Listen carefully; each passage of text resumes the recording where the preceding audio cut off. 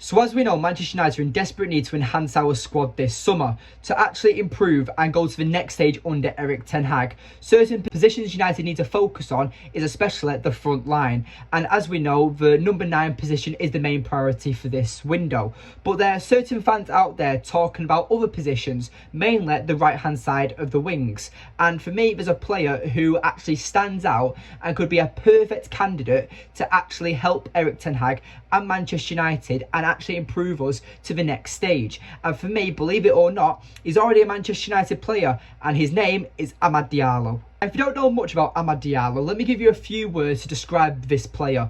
First of all, he's versatile, he's technical, he's fast, he's tenacious, he's a very promising winger, and especially for such a young age and being such a young talent, he's very promising, and this is why I think he'll be perfect for Manchester United and Erik ten Hag's squad next season. Because first of all, I think that before he even came to Manchester United and he was under the Atlanta in the Serie A, he was a very promising winger. He was admired by many clubs in Europe, but eventually Manchester United got his signature.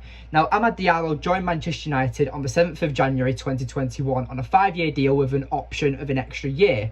Now, Amad Diallo, his career has never really broken into Manchester United. He hasn't really played many games for Manchester United, but I do think he's a very promising player.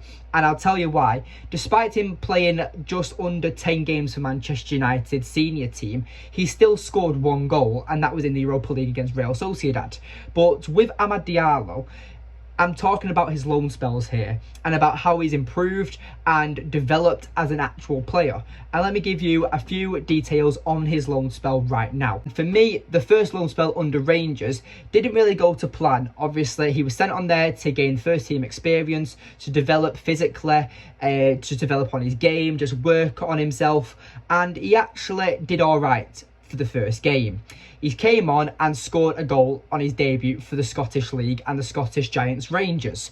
But then he was played the very next game against Celtic, which is probably one of the biggest rivalry games in the world, arguably. And he didn't perform well, almost, and the Rangers fans turned on him, which was, for me, kind of disappointing and kind of disgusting on Rangers' behalf, because you're having a young player on loan, and I get the rivalry between Rangers and Celtic is a major game, but you can't justify and can't blame Amad Diallo, because he wasn't the worst player on that pitch during that game. Because I remember watching it, because I remember catching that game, because obviously it's a massive game, and a United youth player or a young player is out there playing for that team. Well, anyway, the Rangers fans didn't adapt to Amad Diallo, and it was a very disappointing loan spell, and unfortunately it didn't work out. But a year later, he's much happier now, and he's currently at Sunderland in the English Championship, and he's absolutely tearing it up. He's one of the fans' favourites almost. I've spoken to quite a few Sunderland fans, and Amad Diallo is very admired in their fan base. And you know the curse, you don't fall in love with players on loan, because when they have to leave, it's just like ripping a toy away from a baby. They'll just cry and scream, they'll throw tantrums, everything. Amad Diallo is very loved by the Sunderland fan base, and why wouldn't he be? He's earned them a lot of points, he's scored them quite a few goals, and considering he's still a very developmental type player, he's scored 12 goals and got 3 assists in 35 games of the Championship, and not all of them are starting games, so he's come off the bench for the majority of them games as well. So you might be thinking 12 goals and 3 assists in the Championship isn't very admirable and isn't very dazzling. I'll understand that, but again, they also count as substitutions.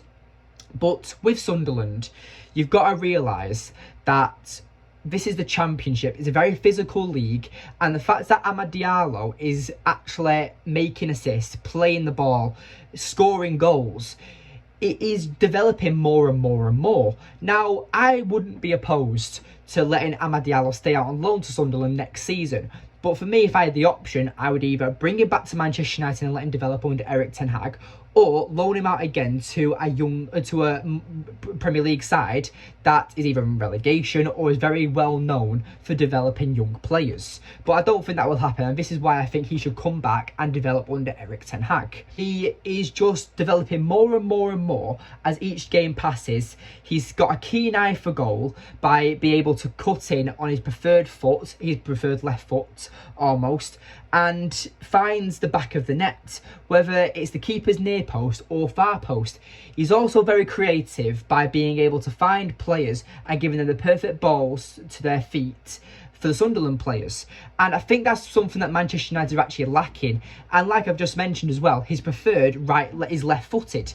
So United also lack left-footed attackers, because as we know, our only current left-footed attacker is Anthony, and he's still adapting to the Premier League. So I think having another left-footed forward, also suited for that right-hand-sided position, would bring a lot. And Amad Diallo, like I've already said, is quite creative. Yes, his assist isn't a major score, but he's like Jack Grealish almost at Man City, where his goals and assist tally isn't high, but on the ball, he helps carry out the attack and actually helps set up goals when he's on the pitch. And like I said, he reminds me a bit of a Jack Grealish type in the way where he's not, where his score tally for goals and assists isn't a very high tally, but the way that he plays is almost like a Bernardo Silva type player. Like, yes, I know I'm mentioning City players, but City have a very good player, so I'm going to compare him to them. But yes, Amad Diallo reminds me a lot of a Bernardo Silva type player, where it's low centre of gravity type player, very technical. And as we know, Bernardo Silva is a very slim frame type player with explosive pace, which makes him very difficult to defend against. And Amad Diallo reminds me a lot of Bernardo Silva, and he could possibly even develop like Bernardo Silva into a more centre attacking midfielder, because as we've seen, Pep Guardiola did develop Bernardo Silva from a right winger to a more attacking midfielder, and I wouldn't be surprised if we do see Amad Diallo in that role at some point. But I do think right now keeping him as that wider player is the more correct decision to go for, as playing in the Premier League is very physical. And I do think that having him out on the wings would be more suited, instead of just shoving him in the centre attacking midfielder role where he's bombarded by very physical type players. Plus we've got Bruno Fernandes and Eriksen, so I don't think that would be actually a needed position. I do think that we need more depth on the right hand side of the wing. But yes, with Amad Diallo, I do think that he is a very decent player. He's very promising, and I do think that if Erik ten Hag does bring him back in the summer, that would be a correct decision, and it would be a decision that would actually really help us. Because how did Sir Alex Ferguson develop and get his legacy at Manchester United? He brought through youth. Manchester, not even just Alex Ferguson, Manchester United throughout our history have been known about developing youth. Now, yes, we didn't. Amad Diallo is not from our youth setup, but we brought him as a younger player. He's still a very young player, and we can develop him, and I do think he would help us out a lot. So, do you think Amad Diallo should come back to Manchester United? Because for me, absolutely. And if he's not a part of Erik ten Hag's plans, then fair enough. But I'm just a fan giving my opinion. But I honestly think that Amad Diallo is much more superior than certain players we've got at our club. I'm talking of the likes of Anthony Elanga and Palestra, just to name a few. Now, I really like both them players. Elanga, I do feel a bit sorry for. I do think that he's been rushed and he's not had the key development stages in his early young days as a senior career type player. And Palestra's never really got a chance. So for me, I think that them players would much more be suited being able to go out on loan like Amad Diallo has done this season, learn their trade, develop and work on their game. But I think Amad Diallo's had a very decent few loan spells, despite him not really succeeding at Rangers. But for Sunderland, he's doing very well in a very physical league. And considering he's got a slim frame, he's not very physical, but the way he plays football, he's absolutely brilliant. And I do think that he would make a difference to Erik ten Hag's Manchester United side, whether as a starting player or whether as a rotation player. I honestly think that Amad Diallo would be perfect for Manchester United. So yes, thank you for watching today's video. Please remember to like, subscribe, comment and share.